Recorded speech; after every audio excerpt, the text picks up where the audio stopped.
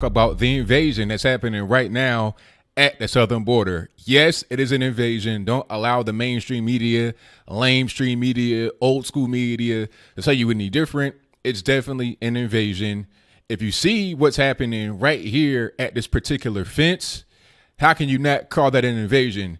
If you have some World War Z type stuff happening outside of your house and you have a fence and it's that many individuals coming through, what do you call that? Is it an invasion or no? If you see that happen outside your house, are you going to call the police? Are you going to grab your weapon? You better do something, because that is not a safe situation. And people are crying because they got tear gas fired on them. So what? Why not have tear gas fired on you? That is the appropriate reaction to what they're doing. All right. They're lucky they didn't get shot with actual bullets, because that could have been the response. Like if you have 400 people coming through a fence, literally breaking through the fence into the country, what should the appropriate response be? Oh, just let them come in and do whatever. No, this fence is here for a reason. You cannot just cross over it. You have to go through a legitimate and legal point of entry. Now, some people are posting this picture right here on the screen before you of this mom, alleged mom and daughters. I don't even know. That could be anybody. That could be somebody's auntie, somebody's abuela, their grandma. That could be a coyote. Who knows whose kids these are? I don't know. But let's just say it's a mom or a grandma with their kids or grandkids. Just because you're seeing that does not mean, number one, that they tried to go through a legal point of entry and were turned away. Number two, it does not mean that they are somehow due entry into the country. And number three, the most important thing, it also does not mean that this is the majority of people who are trying to come into the country. If you don't know what's happening here, if you kind of lost, let me back up a little bit before I go any further. Now, over the past few weeks and months, you've had at least one or more migrant caravan, S in parentheses, coming from Honduras to the USA. Now, they say the reason why they're coming is because they're fleeing crime and poverty and all kind of bad stuff back in their country of origin. So you're going to leave Honduras, go through El Salvador, Guatemala, and Mexico to come all the way to the US of A. To seek asylum? I doubt it. 90 to 95% of people that are coming through are economic refugees. And in the economic refugees, you also have gangbangers.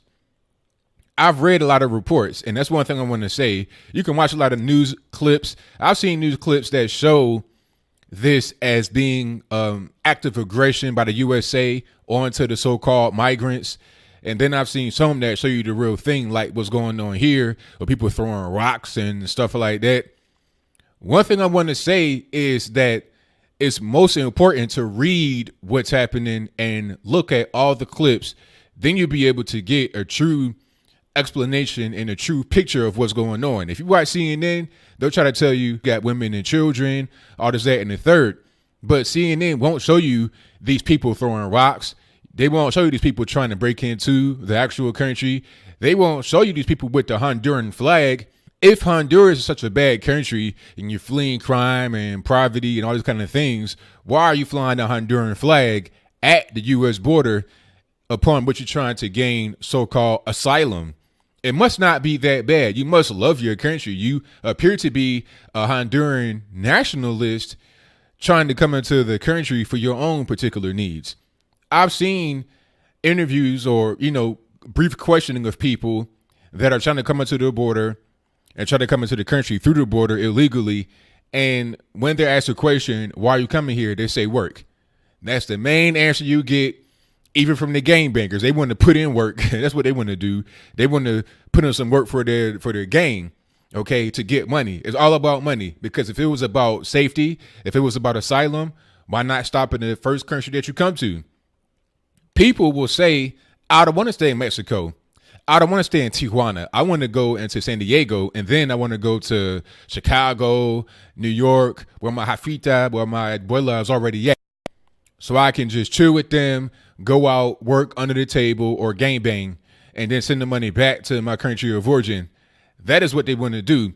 Don't let the media tell you anything different. Tear gas and all that, in my humble opinion, is pretty tame.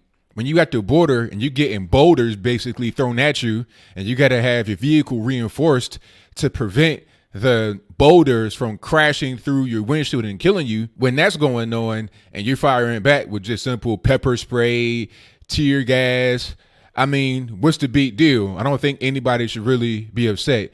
But of course, you got the celebrities, you got the talking heads on television talking about Donald Trump. How could you? You're firing pepper spray at women and children on Thanksgiving weekend. So what? I don't care when it is.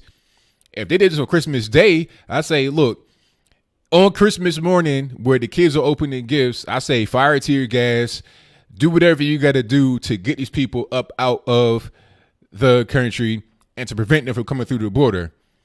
One thing about this migrant caravan people on the mainstream media don't talk about is how they're trying to overwhelm the system.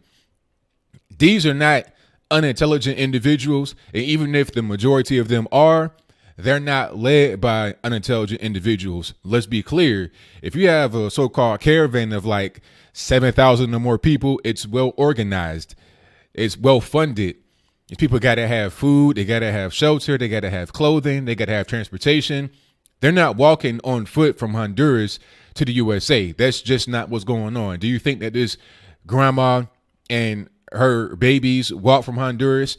They probably live in Tijuana, for real. And then they're trying to come into the US. But they want to paint a picture of them walking from Honduras to seek asylum and they're tired and hungry and thirsty. That ain't what's going on. But these people are very well funded and they understand what's happening with the immigration system. They know that if they come all at once, they're going to overwhelm the system. So if you got border patrol spread very thin, you might got 2 or 3 guys in a place where you got hundreds of people coming in. They know that they can get a guy here and there to be able to slip through. That is the whole point, to overwhelm the system, to bombard the whole situation, to force your way through.